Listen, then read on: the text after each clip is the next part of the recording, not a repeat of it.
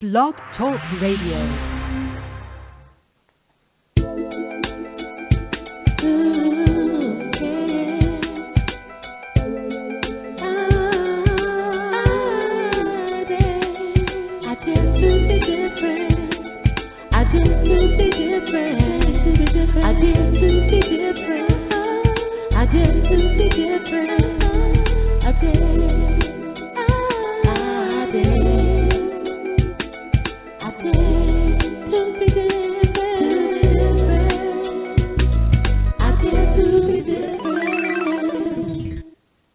Well, this is Yaya, your host, daring to be different. I am telling you right now that I am with a guest that is exceptional in his field. He is out there to help you, to help others. Go figure. Let me tell you something about this gentleman right here.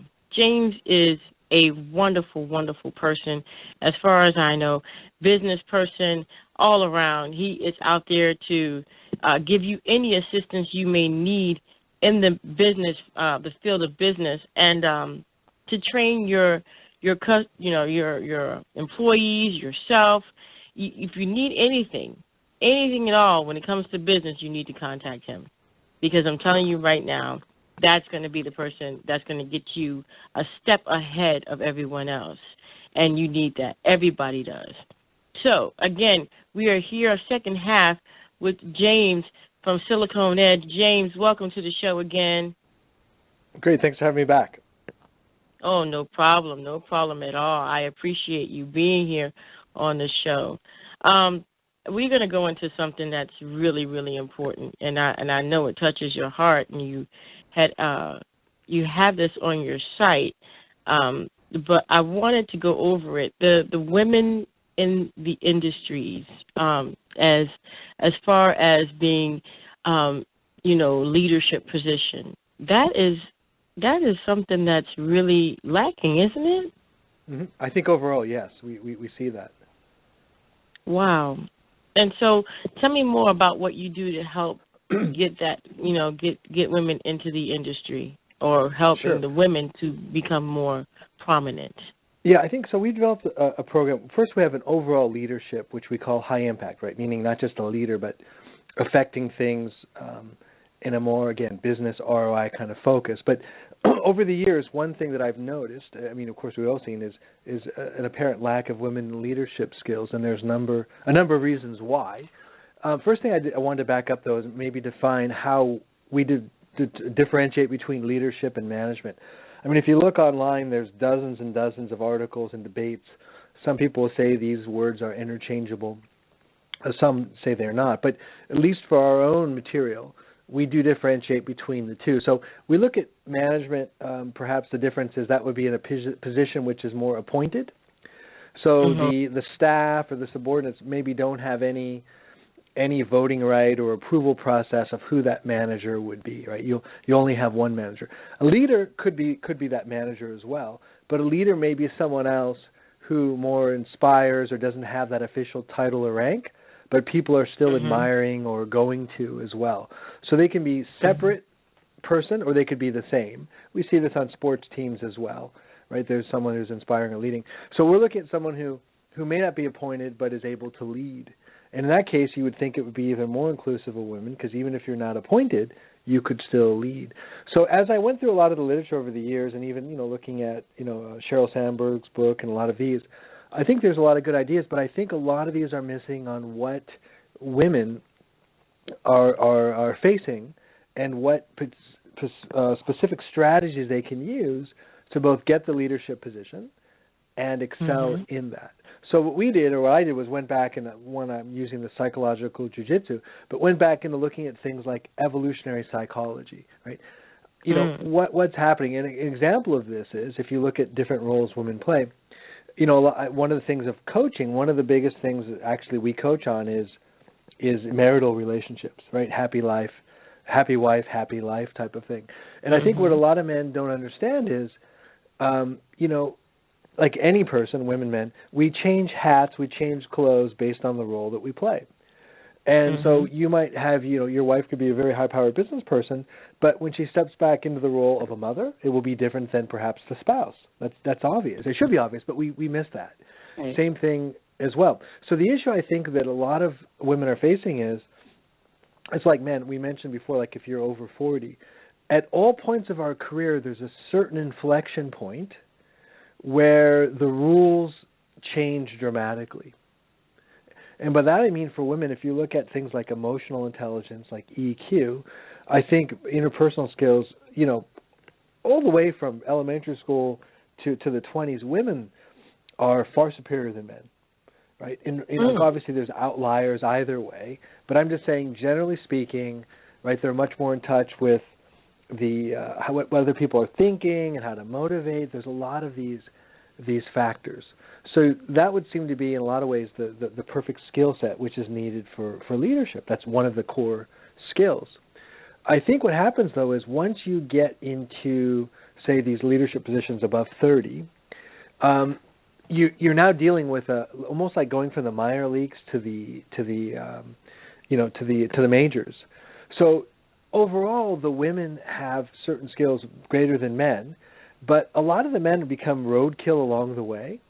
So that then the people you're facing might also have as good or good enough skills as you, right, of the men.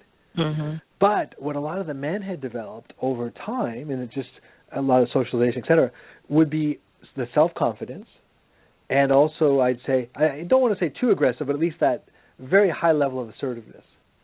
And I think that with EQ, a lot of women are, again, there's obviously very successful leaders that are women. You see that in, Oracle, right, has a president that's a woman, et cetera. But I'm saying of the general people is getting to that next step where it's okay to disagree. So I guess at the younger years, having that very high EQ and being more compromising is very good to get you into those positions. But then getting to the next level, it's kind of shifting gears and adding another tool or a way of viewing the world. And I think that's what may be missing. Now, you look at that, and again, I'm not saying Steve Jobs is necessarily a model a person we want to model. He had some things that maybe weren't so good, but there's a continuum or a trade-off between there. And I've seen this also in coaching women or recruiting, where I see a candidate who's perfect for the job. The client loves them. It's a stretched position, but maybe they don't feel that they could guarantee success. They warranty success, but no one's expecting that. Whereas the men may actually have worse skills than her, but he's going to go for it, and he doesn't care if he fails, because whereas what I'm saying. So there's that different view of that, and I understand that view from a lot of the women as well, that they want to have that warranty or guarantee, but that I think is one of the really limiting pieces as well that a lot of them are facing. Is don't worry about the other person's feelings at some point, right? Right. The company, they're a big company, they're big people, and sure, you might not make it, but so what? That's a learning lesson for all. That's the risk they're taking, but you're also taking a risk. So I think that's some of the things that are missing that we try to do, is help change that mindset as well. So build on the strengths they have and move to this other level as well, which I don't want to say it's mercenary, but I mean it's a lot different at that higher level. And I think the other point is the other group will never understand you. Right? That's what I mean by that is, if you look at a lot of these, like women in technology, et cetera, or even for therapy, a lot of these things are predicated on both parties understanding each other, right? So if you go to marriage counseling, they want to have usually both parties in the office, right? Husband and wife. But what if the other person doesn't want to come? Well, in that case, that model of therapy fails right away. It fails. Right. But if you've got a model of therapy that doesn't require the other party to even be a willing participant, and it still succeeds, that's the Jedi level system you want to deal with. And I think that's the level for women is you don't need the other party to acknowledge you, right? By understanding some of these psychological methods that are hardwired in both men and women, then automatically you'll be able to be successful. I know that You I know know, it's a little bit hard to understand, but yeah, you know what I'm saying, trying to yeah, get there. Yeah. I think I got a little bit of experience on being a woman. Uh, Sure. and I understand where you're coming from because we're more compassionate. We're more like we're more thinking about the other person. A lot of times we're thinking about ourselves in a negative fashion, and we don't know if we deserve the job or we can do the job, or maybe we shouldn't say this because maybe we'll offend this person. You know, I've gotten past that. Because I hang out with a lot of guys. Mm-hmm. And so I've learned how to say, hey, you know, this is the way it is. This is what I can do. I'm good for your company. Not only are you hiring me, but I'm hiring you as my employer. And so it's a mutual agreement. When a woman goes to a job interview, this is where it becomes funky for a woman who doesn't have that, you know, that outlook on what you just said. What do you advise them? Sure. Now, I say, by the way, that compassion is and empathy, especially empathy, that's a very powerful tool, right, that women should never feel bad about or get rid of, because that's what a lot of men need, is their empathy sales, right? If you can empathize and understand what they need, that's a major tool to understand. So I think what happens is, one, and again, evolutionary psychology is the theory, and I believe, you know, it's pretty well proven if you look around, that we, you know, this social construct we have is only thousands of years old, but our minds, our bodies have moved, you know, if you believe in evolution, for millions of years. So if you look at child rearing, for instance, I look at between my friends, myself and my wife and their wives. I mean, women obviously are usually much more detail-oriented, et cetera, with the child term, whereas for me, I make a sandwich and it's good enough, it's editable, right, this type of thing. So I think it's this imperfect perfection, right, where it's just good enough, where women give themselves permission. You don't need to be perfect, right? It's like, you know, makeup, right? Women want to get it right, and understandably why, whereas men have the disheveled look or the tie.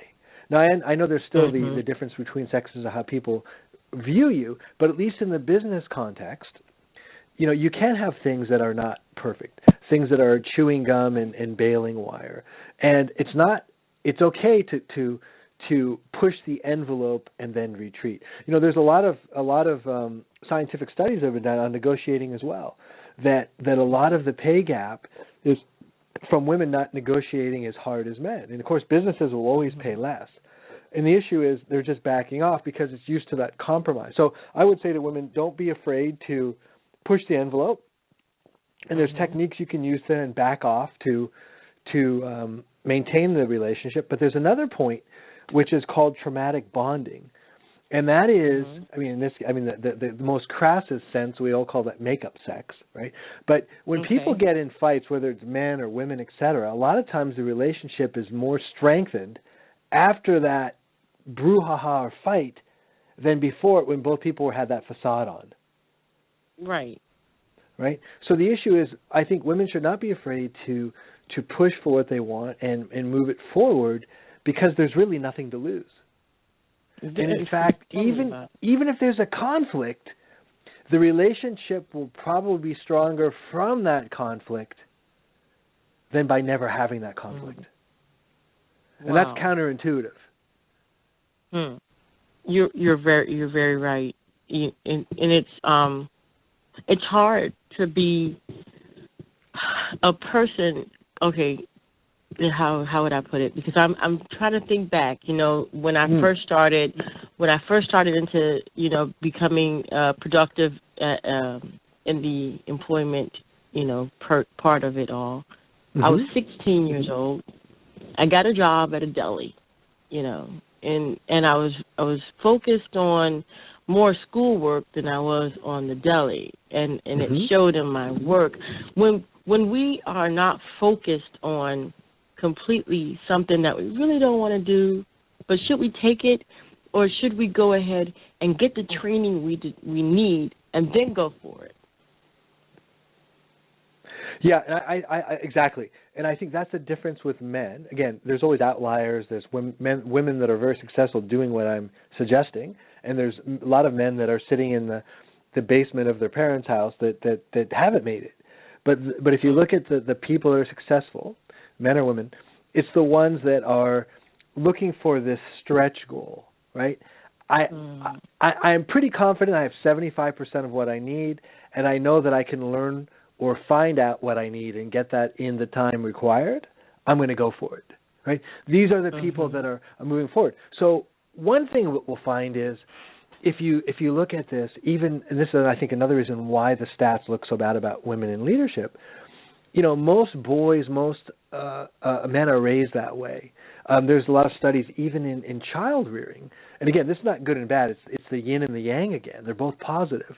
But I've noticed as well, teaching, say, a child to swim, the mother will usually be in front of the child, like on one of those little floating noodles or skim boards, keeping eye contact and body contact and moving them along, whereas the father will usually come from the back and just kind of shove them into the water. They're there to protect them, but it's that different view, right? And there's reasons why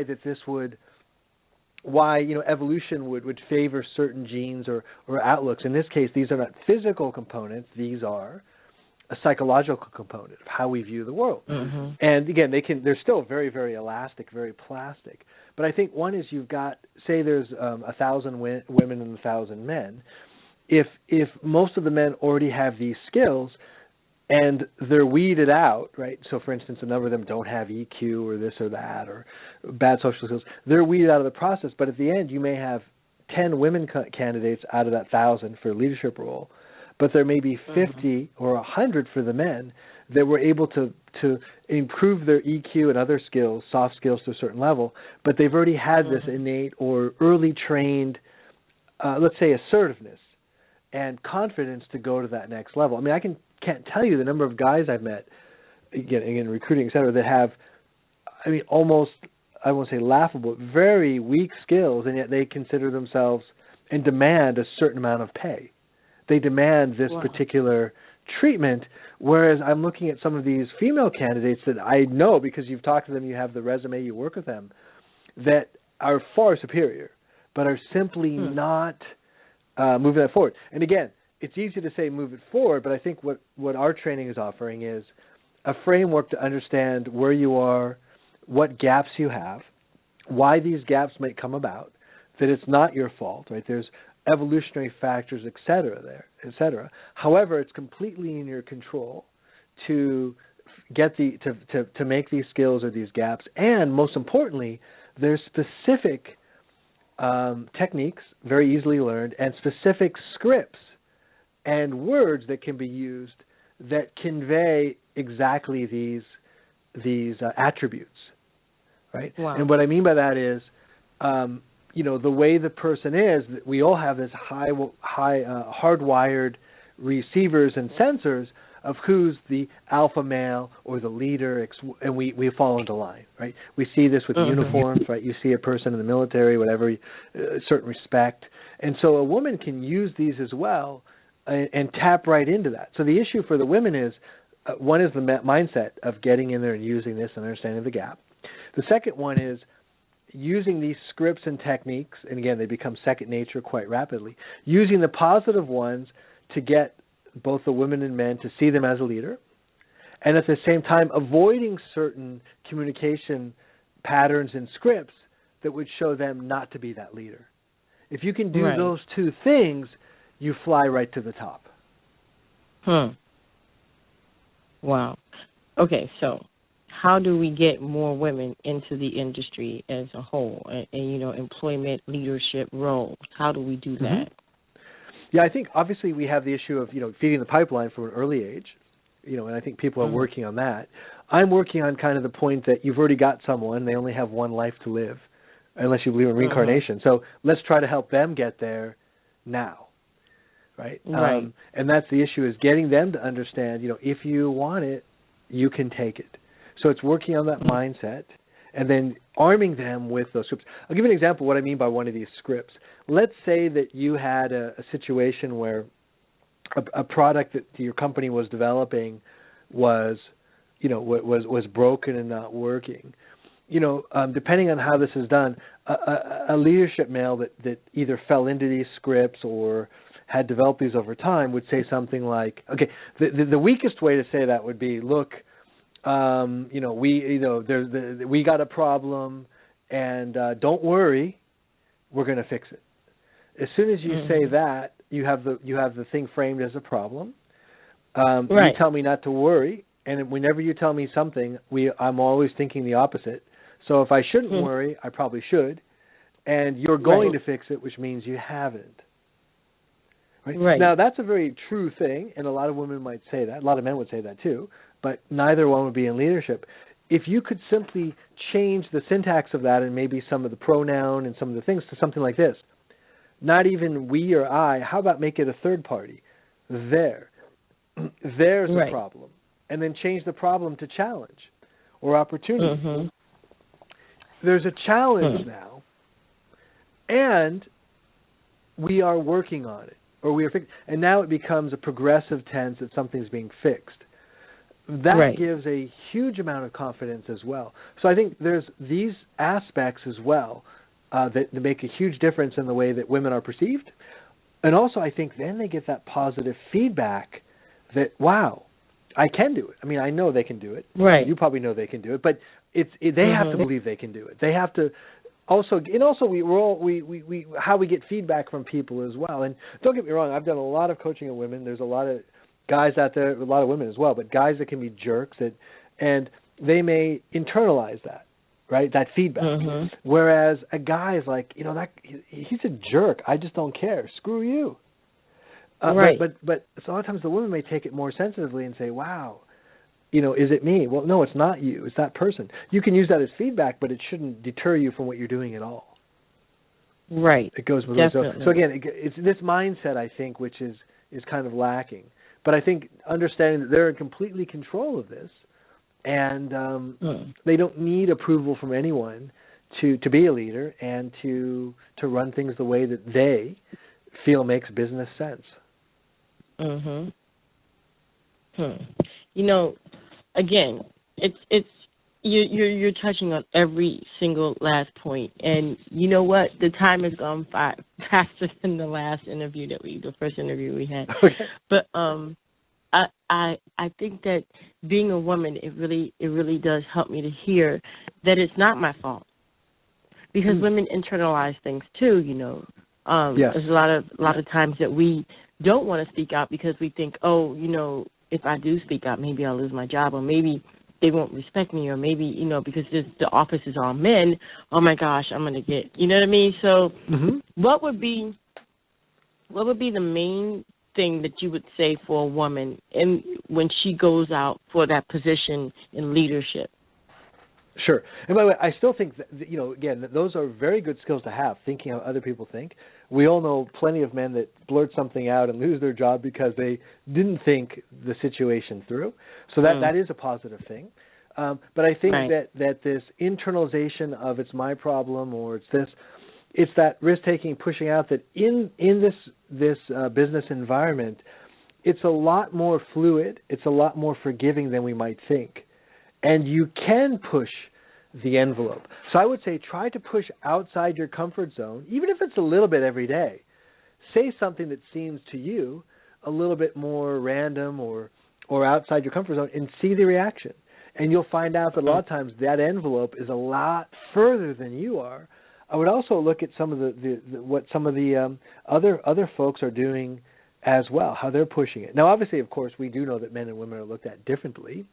So there's some of that as well, right? So we have to be honest about that. For instance, use of profanity, right? I mean, men can do that certain ways. It's always looked at differently from a woman in most cases, right? Depends on the industry, et cetera.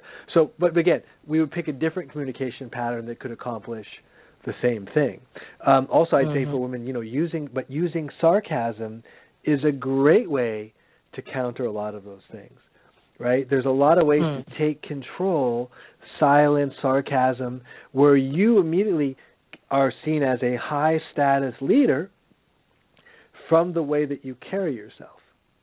We see this. There are obviously very successful women already doing these things, but I'm simply saying these things can be modeled, they can be mimicked, and they can be moved up. But a lot of this comes down to the women understanding that, one, their needs can be met and should be met, and they shouldn't settle for maybe a weaker salary negotiation, right? They should be pushing that envelope as far as they can and not feel guilty about it, because I can tell you the men that are successful are doing that. They don't care. They're demanding it. And I think that women should do that same thing. Wow. And I agree with you. Totally agree with you. Wow, we have 4 minutes. Okay, so you can reach James at silicone-edge.com. Again, that is siliconedge.com. He's got all kinds of different things for you.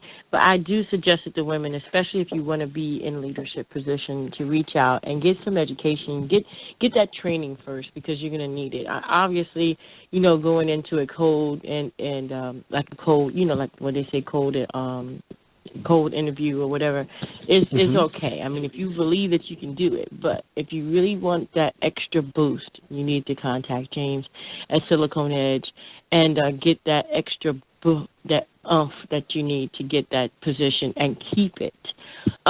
Is there anything else that we could talk about today about the leadership position, and something very, very important would be? Yeah, I would say just leadership. Probably one of the most critical things right now. I mean, if we look all around society, there seems to be a real leadership vacuum. So if you can develop these leadership skills, you can really write your own ticket. People are looking for leaders. Just in the business world alone, we've seen the success of Steve Jobs using these leadership frames, and we've seen the failure or underperformance of a lot of other companies, Nokia, Sony, which don't have a leader, right? They've lost these pieces. And in fact, if you look at Sony, you might remember the old Japanese Akio Morita. He was Steve Jobs before Steve Jobs was born, right? But that shows you the impact. So if you can develop these things, and we see this, in sports, basketball, football, it's such an impact. And I believe that these are learnable skills that can be actioned very, very quickly if you understand the models, the pattern, and some of these scripts and the micro conversations that go on in between those kind of big rocks or big ideas. So. Well, it has been a pleasure having you on the show. I am always blown away by your knowledge of how to get people into a position and how to help them to be better interviewers and interviewers. Great. Well, thank you very much. Employees and employers, and it's just amazing because, you think, I'm going for an interview. You would never think, let me get some training for that. It would be better if we did have training for that. If we did have training on both ends, being a better employer and an employee, and then I think we'd have a less turnaround time. There's a lot of flipping going on, with that. We got a couple more minutes. What do you think about the flipping that's going on between the employee and the employer? So I would say in general, all of this training is based on psychology, right? Not process. The psychology is baked into the process, but psychology. By understanding psychology, this is universal. All these issues can be fixed very quickly. And I think if we understand that we need to take control and predicate it on, it may take two to tango, but we can't always get a dance partner. So if we keep this locus of control within ourselves and understand psychology and maybe how to apply it in certain applications like interviewing, et cetera, that's going to give us a leg up. And it's going to benefit everyone. Maybe you're interviewing and that hiring manager is sweating every night wanting the best employee, but because you know how to communicate and sell your value or your strong points, you'll be hired right away. Because we can't assume the other person will understand and evaluate us. It's just the world's too confusing and too busy nowadays. So I think that's one of the main messages that we're trying to teach and also embed or interweave into all of this training is, not to be a control freak, but to take control and understand this psychology over the process and how you might apply it in all of these particular life or business skills as well to improve not just your life, but those around you and society at large. That is so important. And you know what? When you, if you ever want to be back on the show, you are always welcome on the show. Okay, this has been Dream Chasers Radio, and this has been James. Let me tell you something, and I know we may go over, and it doesn't matter to me if we go over. You can always listen to this after the show goes off the air. It will be recorded. you need to contact James. At SiliconEdge. It's silicon-edge.com, silicon-edge.com, because if you want that extra edge, if you want to stay in a position that you really, really want to be in, you need to get the training to be there. Don't hesitate. Do it. Because if you want to remain in that position and you want to become that person that you see yourself becoming, you need the training. It's been a wonderful time right here at Dream Chasers Radio with your host, me, Yaya, and James from SiliconEdge. We always have a wonderful time talking with James. Thank you so much, James. Thanks, Yaya. I appreciate it. All right. Fun. Oh, it's awesome. We're going to go ahead and go. We'll see you next time around. This has been Dream Chasers Radio, and don't forget to continue to dare to be different.